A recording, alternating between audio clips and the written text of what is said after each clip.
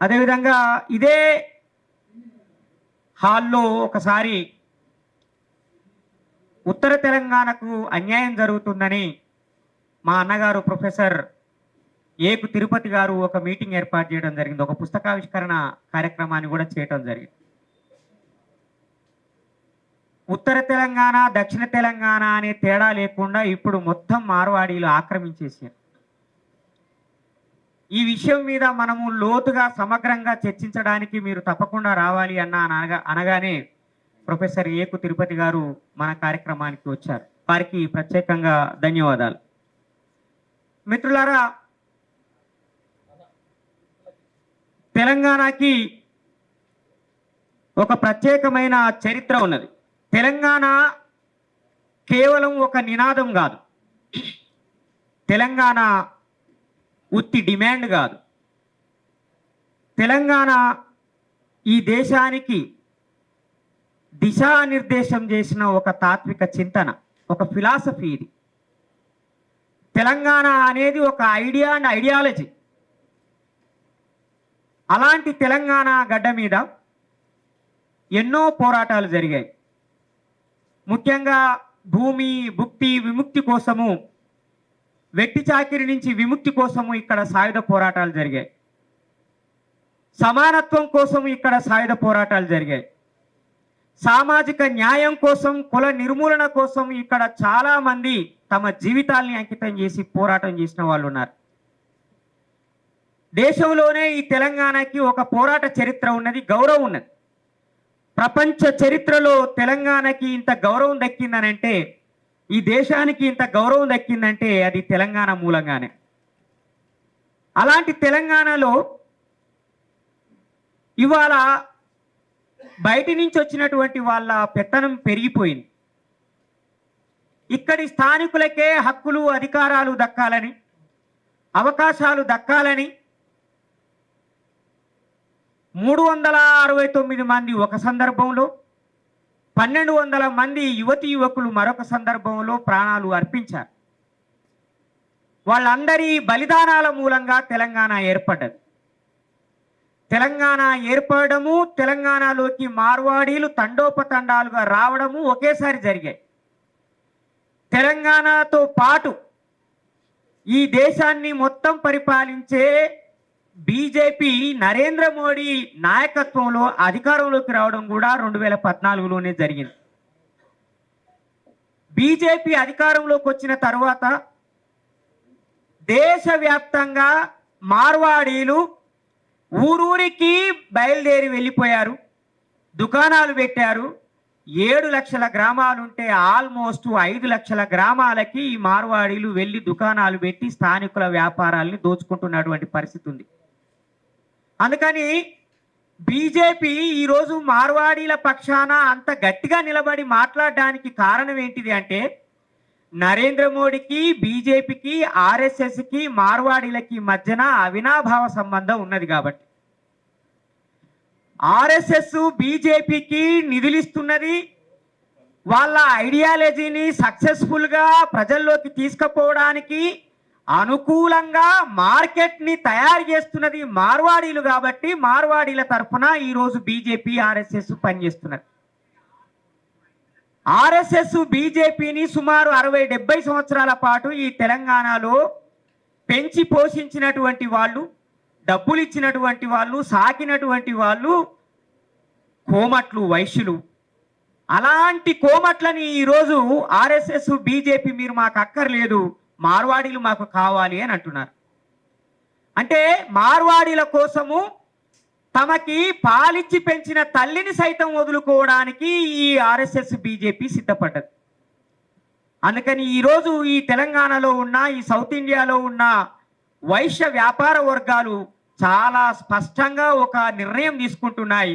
ఈ ఆర్ఎస్ఎస్, ఈ బీజేపీ మాకు వ్యతిరేకం, ఈ తెలంగాణకి వ్యతిరేకం, మమ్మల్ని మేము కాపాడుకోవడానికి మేము ఐక్యంగా పోరాడతామని వాళ్ళు ముందుకొస్తున్నారు. మిత్రులారా, ఇది కేవలం తెలంగాణ ఫినామినా మాత్రమే కాదు. మార్వాడి సమస్య దక్షిణాదిలో ఉన్న ప్రతి రాష్ట్రంలో ఉన్నది. అదేవిధంగా ఈ దేశంలో ఉన్న ప్రతి రాష్ట్రంలో మార్వాడీలు ఇదే రకమైనటువంటి దోపిడీ చేస్తున్నారు. కాబట్టి మార్వాడీలు ఈ దేశానికి పెద్ద ప్రమాదకరంగా మారిలు. వాళ్ళ మూలంగానే విచ్ఛిన్నకరమైనటువంటి ఉద్యమాలు వచ్చే ప్రమాదం ఉన్నది. వీళ్ళు ఎక్కడికి వెళితే అక్కడ స్థానిక సంస్కృతుల్ని వ్యాపారాలని దెబ్బతీయడం మూలంగా స్థానికులు వాళ్ళ రక్షణ కోసం వాళ్ళు పోరాటం చేసే పరిస్థితి వచ్చింది. కాబట్టి ఆర్ఎస్ఎస్ బీజేపీ వాళ్ళు మార్వాడి గోబ్యాక్ అనే వాళ్ళని దేశద్రోహులని విచ్ఛిన్నకారులని చెప్తున్నారు కదా. కానీ అసలైన విచ్ఛిన్నకారులు ఎవరంటే ఈ మార్వాడి వ్యాపార వర్గమే. ఒకే దేశం, ఒకే వ్యాపారము, ఒకే మార్కెట్ అనే నినాదంతో నరేంద్ర మోడీ ఎప్పుడైతే ఒకే మార్కెట్ అనే నినాదాన్ని తీసుకొచ్చి ఒక పాలసీని తీసుకొచ్చి అమలు చేశాడో అప్పుడే ఈ దేశంలో ఉన్న బహుళత్వం ప్రమాదంలో పడ్డది. ఒక మల్టీ కల్చరలిజం అనేది ప్రమాదంలో పడ్డది. లౌకికవాదం అనేది ప్రమాదంలో పడ్డది. స్థానికుల సంస్కృతులు ప్రమాదంలో పడ్డాయి. స్థానికుల వ్యాపారాలు ప్రమాదంలో పడ్డాయి. కాబట్టి ఒకే దేశము, ఒకే మార్కెట్ అనే నినాదాన్ని, ఆ పాలసీని ఈ దేశంలో ఉన్న ప్రతి ఒక్కరూ వ్యతిరేకిస్తే తప్ప ఈ మార్వాడీల గుత్తాధిపత్యాన్ని మనం అడ్డుకోలేం. కాబట్టి మిత్రులారా, అభివృద్ధి పేరు మీద నరేంద్ర మోడీ మాట్లాడినా, కేసీఆర్ మాట్లాడినా, రేవంత్ రెడ్డి మాట్లాడినా అది కేవలం కొద్ది మంది, కొన్ని కుటుంబాల సంపదని పెంచుకోవడానికే తప్ప ఈ దేశ ప్రజలకి ఉపయోగపడేది కాదు. ఫార్చునేట్లీ మనకి 1980 నుంచి 2005 వరకు డెవలప్మెంట్ మోడల్స్ మీద విస్తృతమైన చర్చలు జరిగాయి. అమరుడు బాలగోపాల్ గారు అయితే చాలా లోతుగా అధ్యయనం చేసి అనేక విషయాలు చెప్పారు. డెవలప్మెంట్ మోడల్ అనేటి అభివృద్ధి నమూనాలు చంద్రబాబు నాయుడు 2025 నాటికి తెలంగాణ, ఉమ్మడి ఆంధ్రప్రదేశ్ ఎలా ఉండాలో ఒక మోడల్ ఆయన తయారు చేసి పెట్టాడు. ఇప్పుడు రేవంత్ రెడ్డి గారు 2047 వరకు ఎలా ఉండాలో ఒక మోడల్ ఆయన తయారు చేసి పెట్టాడు. నరేంద్ర మోడీ గారు అయితే ఆయనకు మరణం లేకపోతే శాశ్వతంగా ఈ దేశానికి ఆయనే ప్రధానమంత్రిగా ఉండి ఒక 300 సంవత్సరాలు ఈ దేశం ఎలా ఉండాలో ఒక మోడల్ ఆయన తయారు చేసి పెట్టాడు. కానీ ఈ మోడల్ అంతా కూడా ఎవరు మోడల్ తయారు చేసినా అది గుజరాత్, రాజస్థాన్ మార్వాడీలకి, వ్యాపారులకు ఉపయోగపడే విధంగానే ఉంది తప్ప ఈ దేశ ప్రజలకు ఉపయోగపడే విధంగా లేదు. కాబట్టి డెవలప్మెంట్ అంటే ఎవరి డెవలప్మెంట్, అభివృద్ధి అంటే ఎవరిది? బాబాసాహెబ్ అంబేద్కర్ స్వతంత్రం రావాలని గాంధీ గారు పోరాడుతున్నప్పుడు ఒక ప్రశ్న వేశాడు. ఎవరి స్వతంత్రం? Freedom of the people or freedom of the country? దేశం యొక్క భౌగోళిక సరిహద్దులకి స్వతంత్రం కావాలనా, లేదా దేశంలో ఉన్న ప్రజలకి స్వతంత్రం కావాలా అనే ప్రశ్నని బాబాసాహెబ్ అంబేద్కర్ లేవనెత్తాడు. దాన్నే కొద్దిగా కన్వర్ట్ చేస్తే అభివృద్ధి అంటే దేశంలో ఉన్న ప్రజలందరి అభివృద్ధా, లేకపోతే ఒక వ్యాపార వర్గం యొక్క అభివృద్ధి? నిజంగానే ఈ వ్యాపార వర్గం మూలంగా వాళ్ళ అభివృద్ధి చెందితే దేశం అభివృద్ధి చెందుతుంది అని అంటే ఆదాని, అంబానీల సంపదని మొత్తం కూడగడితే రేవంత్ రెడ్డి గారు చెప్పినట్టుగా పంచిపెడితే 3,70,000 తలసరి ఆదాయం వస్తుంది. తెలంగాణలో 3,70,000 తలసరి ఆదాయం ఎవరికి లేదు. ఇక్కడ ఉన్నటువంటి సంపన్న వర్గాల ఆదాయాన్ని అంతా మనకి పంచిపెడితే అది 3,70,000 ఆదాయం అయింది తప్ప ఏ కుటుంబానికి సంవత్సరానికి 3 లక్షల ఆదాయం వస్తున్న సందర్భమే లేదు. కాబట్టి సంపద సృష్టి పేరు మీద మార్వాడి బనియా వ్యాపార వర్గాలే సంపన్నులయ్యారు తప్ప సామాన్య ప్రజలు, మధ్యతరగతి ప్రజలు అప్పుల్లోనే ఉన్నారు. నిజంగా ఈ మార్వాడీల మూలంగా ఈ దేశం అభివృద్ధి చెందితే, తెలంగాణ అభివృద్ధి చెందితే బండి సంజయ్ చెప్పినట్టుగానే మరి రాజస్థాన్ ఎందుకు అభివృద్ధి చెందలేదు? రాజస్థాన్ అత్యంత వెనుకబడినటువంటి ప్రాంతం. చివరికి ఒక మార్వాడి ప్రాంతం తప్ప, మేర్వార్ అనే ప్రాంతం తప్ప మిగతా ఎక్కడ కూడా రాజస్థాన్లో కనీసం మనం పోతే వారం రోజులు కూడా బతకలేము. అక్కడ ఆ వాతావరణం సంగతి పక్కకు పెట్టండి, అక్కడి రోడ్లు, అక్కడి నీళ్లు, అక్కడి వాతావరణం చూసి రాజస్థాన్లో మనం వారం రోజులు కూడా బతకలేం. మరి మార్వాడీల మూలంగా తెలంగాణ అభివృద్ధి చెందితే రాజస్థాన్ ఎందుకు అభివృద్ధి చెందలేదు? మార్వాడీల మూలంగా తెలంగాణ అభివృద్ధి చెందితే గుజరాత్లో ఇంకా 35% మంది దారిద్ర్య రేఖకు దిగువన ఎందుకున్నారు? దళితులు, గిరిజనులు, ఇంకా ఇతర బీసీ కులాల వాళ్ళు పొట్ట చేత పట్టుకొని బయటికి ఎందుకు వస్తున్నారు? అసలు మార్వాడీలు నిజంగా అభివృద్ధి చేసే వాళ్ళే అయితే వాళ్ళు అక్కడి నుంచి ఇక్కడికి ఎందుకు రావాలి? అక్కడే డెవలప్ చేసుకోవచ్చు కదా. కాబట్టి తెలంగాణ ఆల్రెడీ డెవలప్డ్ స్టేట్ ఇది. హైదరాబాదు రాజ్యంగా నిజాం రాజ్యంగా ఉన్న కాలంలోనే ఇది ప్రపంచంలో బాగా అభివృద్ధి చెందినటువంటి రాజ్యం. ఎంత అభివృద్ధి చెందినటువంటి రాజ్యం అంటే బాగా సంపన్నులు ఉపయోగించే రోల్స్ రాయ్ కార్లని హైదరాబాద్ రోడ్లు ఊడ్చడానికి ఉపయోగించినంత సంపన్న రాజ్యం మనది. తెలుసు కదా మీకు ఈ సంఘటన. నిజాం రాజు అక్కడికి లండన్కి వెళ్ళి రోల్స్ రాయ్ కార్లు కొన్నామని పోతే ఈయన వేషధారణ చూసి నువ్వు కొంటావా గెట్అవుట్ అన్నారట. ఆయన అవమానించారు. అందుకని ఆయన వెనక్కి వచ్చేసి వాళ్ళ ఆఫీసర్ని పంపించి ఒక 4-5 రోల్స్ రాయ్ కార్లని హైదరాబాద్ స్టేట్కి పంపించమని ఆర్డర్ పెట్టేసాడు, డబ్బులు కట్టేసాడు. అవి వచ్చేసినాయి. వచ్చిన తర్వాత వాటిని ఏం చేయాలి సార్ అని అంటే మున్సిపాలిటీ వాళ్ళకి అప్పేపి రోడ్లు ఊపించడం, చెత్త ఎత్తించే కార్యక్రమాన్ని చేశాడు. దెబ్బకే రోల్స్ రాయ్ కంపెనీడు క్షమాపణ చెప్పి దండం పెట్టి కాలు మొక్కి ఆయనతోటి ఒక సయోధ్య కుదుర్చుకున్నాడు. అంటే అంత సంపన్న రాజ్యం మనది. వీళ్ళు వచ్చి అభివృద్ధి చేసుడేంది మనల్ని. కాబట్టి ఈ తెలంగాణలో ఆల్రెడీ అభివృద్ధి చెంది ఉంటే మార్వాడీలు వచ్చి ఇక్కడ అభివృద్ధి చేస్తున్నారని చెప్పి బండి సంజయ్ అంటున్నాడు. తెలంగాణలోకి కల్చర్ లేదు, తాగుబోతులు తిని పంటారు కాబట్టి వాళ్ళకి కల్చర్ నేర్పుతున్నాం అని చెప్పి మార్వాడి వాళ్ళు అంటున్నారు. వాళ్ళకి వ్యాపారం నేర్పుతున్నాం, వీళ్ళకి చేత కాదు, తెలివి లేదు, వ్యాపారం చేయడం ఎలాగో తెలియదు కాబట్టి మేము సక్సెస్ఫుల్ అవుతున్నాం, వాళ్ళు ఫెయిల్ అవుతున్నారు అని అంటున్నారు. బాగా ప్రపంచానికి ఎగుమతులు దిగుమతులు చేసినటువంటి ఈ హైదరాబాద్ వాళ్ళకి వ్యాపారం నేర్పుతారట. ఎడారి ప్రాంతంలో బతికేటోళ్ళు, మనం పచ్చటి పొలాల మధ్యన బతికేటోళ్ళం, వాళ్ళు ఎడారిలో బతికేటోళ్ళు, ఇసుక తప్ప ఏం తెలియని వాళ్ళు మనకి వ్యాపారం నేర్పుతారట. ఈ రకంగా మనల్ని అవమానిస్తున్నారు. కాబట్టి తెలంగాణలో అమలవుతున్న డెవలప్మెంట్ మోడల్స్ని కూడా మనం క్వశ్చన్ చేయాల్సిన అవసరం ఉన్నది. తెలంగాణని అభివృద్ధి చేయడానికి కాంగ్రెస్ పార్టీ సిద్ధపడ్డది. కాంగ్రెస్ పార్టీ అమలు చేస్తున్న ఇండస్ట్రియల్ మోడల్ పారిశ్రామిక విధానం వల్ల తెలంగాణ ప్రజలకి ఎలాంటి ఉపయోగం జరగట్లేదు. ఇప్పటి వరకు డిఐసి ద్వారా సబ్సిడీ ఇస్తే ఆ సబ్సిడీలో మార్వాడీలకి ఎంత వాటా పోయిందో కాంగ్రెస్ ప్రభుత్వం అంకెలు రిలీజ్ చేయాల్సిన అవసరం ఉన్నది. ఎందుకనంటే కేవలం ఎస్సీ ఎస్టీలకి మాత్రమే సబ్సిడీలు ఇవ్వట్లేదు. ఇండస్ట్రియల్ డిపార్ట్మెంట్లో పరిశ్రమలు ఎవరు పెట్టుకున్నా వాళ్ళకి సబ్సిడీలు ఇస్తున్నారు. కాబట్టి మొత్తం టోటల్ పరిశ్రమలు ఎన్నున్నాయి? 15,000 పరిశ్రమలు ఉంటే ఆ పరిశ్రమల్లో ఎవరి వాటా ఎంత ఉన్నది, బయట నుంచి వచ్చిన వాళ్ళు ఎంతమంది ఉన్నారు, వాళ్ళకి సబ్సిడీల రూపంలో 8,000 కోట్ల రూపాయలు ఈ రాష్ట్ర ప్రభుత్వం చెల్లించిందో ఈ రాష్ట్ర ప్రభుత్వం స్పష్టం చేయాల్సిన అవసరం ఉన్నది.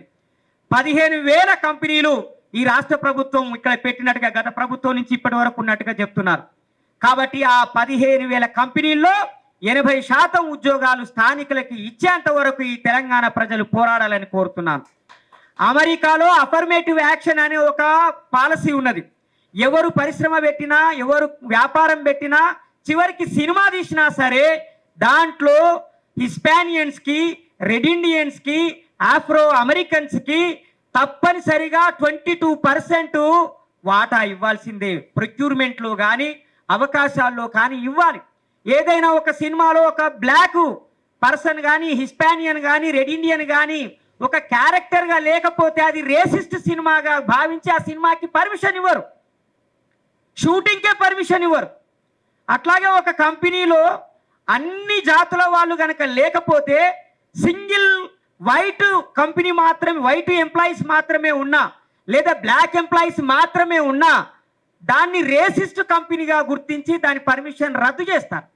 అలాంటి policy affirmative Telangana industrial affirmative యాక్ట్ని తీసుకురావాలని ఈ తెలంగాణ ప్రభుత్వాన్ని మేము డిమాండ్ చేస్తూ ఉన్నాం. అదేవిధంగా ఇక్కడికి వచ్చి వ్యాపారం పెట్టిన వాళ్ళు వాళ్ళ వ్యాపారంలో 50% బిజినెస్ లోకల్ పీపుల్కి ఇవ్వాలని వీసీకే తరఫున డిమాండ్ చేస్తూ ఉన్నాం మనం. ఎందుకనంటే మీరు 1000 కోట్ల వ్యాపారం చేసుకోండి, ఇబ్బంది లేదు. వ్యాపారం అంటాం. ఉద్యోగాలు 80%, వ్యాపారంలో 50% ప్రొక్యూర్మెంట్ త్రూ లోకల్ పీపుల్ చేయాలని అంటున్నాం. మీరు 1000 కోట్ల రూపాయల వ్యాపారం చేస్తే అందులో 500 కోట్ల రూపాయల వ్యాపారం మా ద్వారా జరగాల. We should demand 80%. ఓకే, వ్యాపారం అంటే కొద్దిగా ఉన్నాం అనుకున్నా. ఓకే, మీ అందరి డిమాండ్ మేరకు 80%. మీరు చెప్పండి సార్, తర్వాత సర్దాండి, నన్ను సరిదిద్దండి. ఇదేం తీర్మానం కాదు, తీర్మానం చేసేటప్పుడు మనం పెడదాం, మీరు మాట్లాడేటప్పుడు చెప్పండి. స్థానిక వ్యాపారంలో మనకి 80% తప్పనిసరిగా వాటా ఇవ్వాల్సిందే. అదేవిధంగా తెలంగాణ కల్చర్ని కాపాడే చట్టం తీసుకురావాలి. ప్రతి రాష్ట్రానికి ప్రత్యేకంగా ఒక కల్చర్ ఉంటుంది. అది వస్త్రధారణ రూపంలో కనిపిస్తుంది. రాజస్థాన్కి వెళ్ళండి, ఇట్లా తలపాగా జుట్టి ఉంటారు, మామూలుగా దోతీలు కట్టుకొని ఉంటారు. తెలంగాణలో కూడా ఒకప్పుడు ఉండే అట్లే, ఇప్పుడు లేరు. ఇప్పుడు ఊళ్ళలో కూడా అందరు ప్యాంట్లు వేసుకుంటున్నారు, తలపాగలు తీసేసారు. వాళ్ళ కల్చర్ని తీసుకొచ్చి మళ్ళీ ఇక్కడ రుద్దుతాం అంటే కుదరదు. తెలంగాణ బతుకమ్మ పండుగ, తెలంగాణ బోనాల పండుగ, తెలంగాణలో ఉన్న ఎల్లమ్మ, మైసమ్మ, పోలేరమ్మ, ఇంకా ఉప్పలమ్మ, రకరకాలైన పండుగలు, ఈ అన్ని పండుగల్ని కాపాడుకునే ఒక చట్టాన్ని తీసుకురావాల్సిన అవసరం ఉన్నది. మన గుడుల పక్కనే వాళ్ళ గుడులు కట్టే పరిస్థితి ఉంది కాబట్టి ఆ గుడికి పక్కనే ఇంకొక గుడి కట్టకుండా మనం ఒక చట్టం తీసుకురావాల్సిన అవసరం ఉన్నది. ఇది తెలంగాణలో ఉన్న హిందువుల మీద జరుగుతున్న దాడి. తెలంగాణ హిందువుల మీద జరుగుతున్న దాడి. మార్వాడీలు హిందువులు గారు, మార్వాడీలు జైనులు. ఇది చాలా మందికి తెలియదు. ఆర్ఎస్ఎస్ బీజేపీ వాళ్ళు మార్వాడీలని హిందువులని ప్రచారం చేస్తున్నారు. మార్వాడీలు హిందువులు కారు, వాళ్ళు జైన మతస్థులు. వాళ్ళు హిందువుల పండుగలు చేసుకోరు. వాళ్ళు హిందువుల పూజారులతో శుభకార్యాలు అశుభకార్యాలు నిర్వహించుకోరు. జైనులు కంప్లీట్గా వాళ్ళకంటూ ఒక సపరేట్ సిస్టమ్ ఉన్నది. దాని ప్రకారంగానే వాళ్ళు బతుకుతున్నారు. వాళ్ళ వ్యక్తిగత జీవితంలో, వాళ్ళ కమ్యూనిటీ లైఫ్లో వాళ్ళు జైన మతాన్ని అవలంబిస్తూ మార్వాడి గోబ్యాక్ అనగానే హిందువుల మీద దాడి జరుగుతుందని అంటున్నారు. మీరు ముస్లింలకు వ్యతిరేకంగా పోరాడండి అని అంటున్నారు. అంటే ఇది జైనుల, ఈ మార్వాడీల తెలివితేటల్ని మనకు అర్థం చేస్తూ ఉన్నారు. కాబట్టి మార్వాడీలు హిందువులు గారనే విషయాన్ని మనము ఈ తెలంగాణ ప్రజలకి అర్థం చేయించాల్సిన అవసరం ఉన్నది మిత్రులారా. కాబట్టి నేనేమంటున్నానంటే తెలంగాణ పోరాట వారసత్వాన్ని మనం కొనసాగించాలి. పల్లెల్లోకి, మండల కేంద్రాల్లోకి చొచ్చుకొని వచ్చిన మార్వాడుల్ని తెలంగాణ ప్రజలే చైతన్యమయ్యి తిరిగి వాళ్ళని వెనక్కి పంపించాలి, పట్టణాలకు పంపించాలి. మీరు పట్టణాలకే పరిమితం కాండి. 10 లక్షల జనాభా ఉన్న పట్టణాలకే మార్వాడీలు పరిమితం కావాలి తప్ప 5 లక్షలు కిందికి రావాల్సిన అవసరం లేదు. మండల కేంద్రాలకు వచ్చిన వాళ్ళందరినీ, మండలాల్లో ఉన్న వ్యాపారులు, మండలాల్లో ఉన్న ప్రజా సంఘాలు, మండలాల్లో ఉన్నటువంటి తెలంగాణ ప్రజలందరూ కలిసి మండల కేంద్రాల్లో ఉన్న వాళ్ళని, మా 2000 జనాభా 1000 జనాభా ఉన్న గ్రామాల్లోకి వచ్చిన మార్వాడీలని వెనక్కి పంపించడానికి మీరు పోరాటం చేయాలని, ఉద్యమించాలని చెప్పి నేను పిలుపునిస్తా ఉన్నాను. దేశమంతా ఉద్యమాలు జరుగుతున్నాయి, ప్రపంచమంతా జరుగుతున్నాయి. స్థానికుల ప్రయోజనాలే లక్ష్యంగా పోరాటాలు జరుగుతున్నాయి. కాబట్టి తెలంగాణ స్థానికుల ప్రయోజనాల్ని కాపాడుకోవడాన్ని మనము అత్యంత ఉన్నతమైన ఆశయంగా, కర్తవ్యంగా స్వీకరించాలని కోరుతా ఉన్నాను. ముఖ్యంగా తెలంగాణ కల్చర్ని మనం ప్రచారం చేయాలి. తెలంగాణ సంస్కృతిని మనం పరిచయం చేయాలి, ప్రచారం చేయాలి. మా సారు సుంకెటి నారాయణ సారు తెలంగాణ ఉద్యమంలో ముల్కీ అనేటువంటి ఒక పుస్తకాన్ని తీశాడు. ఇంత పెద్ద పుస్తకం, సుమారు 350 పేజీలకు పైన ఉన్నటువంటి పుస్తకం. ఆ పుస్తకంలో తెలంగాణ చరిత్ర, తెలంగాణ కల్చర్లో కీలకంగా పనిచేసినటువంటి కవులు, సాంస్కృతికవేత్తలు, వాళ్ళందరి గురించిన వివరమైనటువంటి పుస్తకము రాయటం జరిగింది. అంటే తెలంగాణ కల్చర్ ఎంత గొప్పదో చెప్పడానికి చెప్తున్నాను. అలాంటి కల్చర్ గురించి మాట్లాడడం మానేశాం, అలాంటి చరిత్ర గురించి మాట్లాడడం మానేశాం. తెలంగాణ ఉద్యమంలో తెలంగాణ విద్యావంతుల వేదిక కావచ్చు, ఇంకా రకరకాలైనటువంటి సంస్థలు, సంఘాలు తెలంగాణ చరిత్రని, తెలంగాణ గొప్పతనాన్ని ప్రచారం చేస్తూ పనిచేశాయి. కానీ తెలంగాణ రాష్ట్రం ఏర్పడ్డ తర్వాత వాళ్ళందరూ కేసీఆర్ గారికి సలాం కొట్టి వాళ్ళ దుకాణాలన్నీ, వాళ్ళ వేదికలన్నిటినీ మూసేసి ఆయన చుట్టూ తిరిగారు. ఆయన బీజేపీ చుట్టూ తిరిగి చివరికి బీఆర్ఎస్ని కాస్త, టీఆర్ఎస్ని కాస్త బీఆర్ఎస్గా మార్చి తెలంగాణకి గుర్తింపే లేకుండా చేశారు. కాబట్టి తెలంగాణ కల్చర్ని, తెలంగాణ అస్తిత్వాన్ని, తెలంగాణ గుర్తింపుని కాపాడుకోవడానికి మరొకసారి ఈ తెలంగాణ ప్రజలు పోరాడాలని కోరుతా ఉన్నాను. వీసీకే, విముక్త చిరుతల కచ్చి తెలంగాణ కల్చర్ కోసం, తెలంగాణ భాష కోసం, తెలంగాణ అస్తిత్వం కోసం, తెలంగాణ ఉనికి కోసం పోరాటం చేస్తుంది. మార్వాడీల పక్షాన బీజేపీ ఉంటే తెలంగాణ ప్రజల పక్షాన మా వీసీకే ఉన్నది అని నేను స్పష్టం చేస్తా ఉన్నాను. మిత్రులారా, ఈ కార్యక్రమంలో మీరందరూ వచ్చి పాల్గొంటున్నందుకు నాకు చాలా సంతోషంగా ఉన్నది.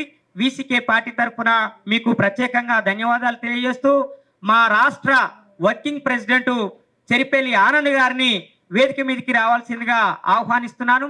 అదేవిధంగా సినీ నటులు professor Osmania university professor doctor Aruri Sudhakar గారు వచ్చారు. వారిని కూడా వేదిక మీదకి రావాల్సిందిగా ఆహ్వానిస్తున్నాను.